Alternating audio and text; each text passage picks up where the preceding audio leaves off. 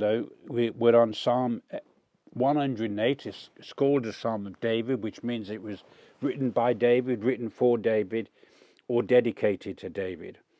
Any of those were possibilities in the collection that was David's. And it is a psalm that demonstrates the greatness of God over the enemies. One of the unusual phrases is, Moab is my washpot.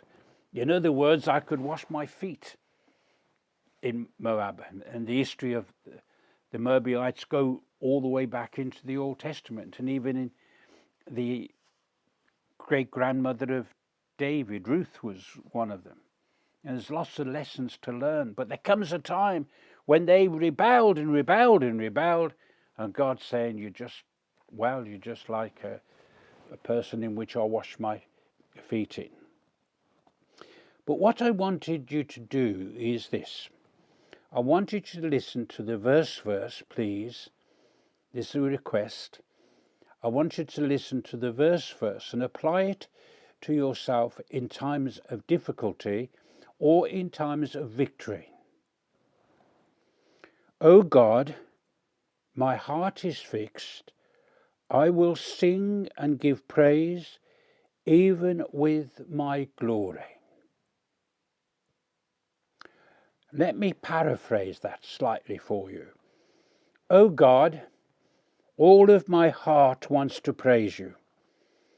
I will sing every day and give praise to you every day with all of who I am and all that I possess. Everything that I am, my glory, is the best of me. My strength, my love, my hope, my dreams, I want them all, O Lord, to glorify your name. My heart is fixed on this. I have decided that the most important thing in my life, in all my difficulties, is to sing and to give praise. Not to forget your goodness and your kindness. Now he is entering into a spiritual realm. Paul would call it the heavenlies. Paul on another book would call it seeking those things which are above, where Christ sitteth. And to have this great experience that I will praise you. Now, I myself have not done that. There are many days when I didn't praise God. As I've got older, I'm able to praise God much more than I did when I was in a hurry. A large part of my life I was in a hurry. It's too busy. Not only was I too busy for God, I was too busy to give as much attention to my children as I should have done. You see, I lost out on certain things. I was the loser. God wasn't the loser. I was the loser. And I think you are wise to grab hold of some things and say, I will hold on to this for my life. And to praise God is worth holding on.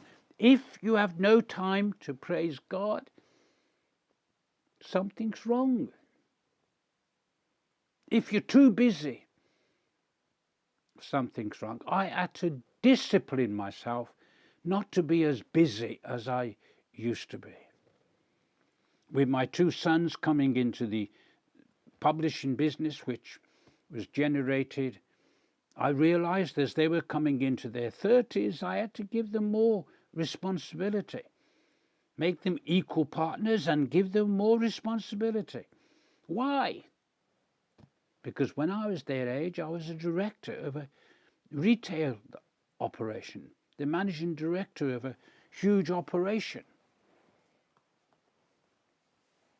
And I had to slow down, and they had to increase. Oh, God, my heart is fixed.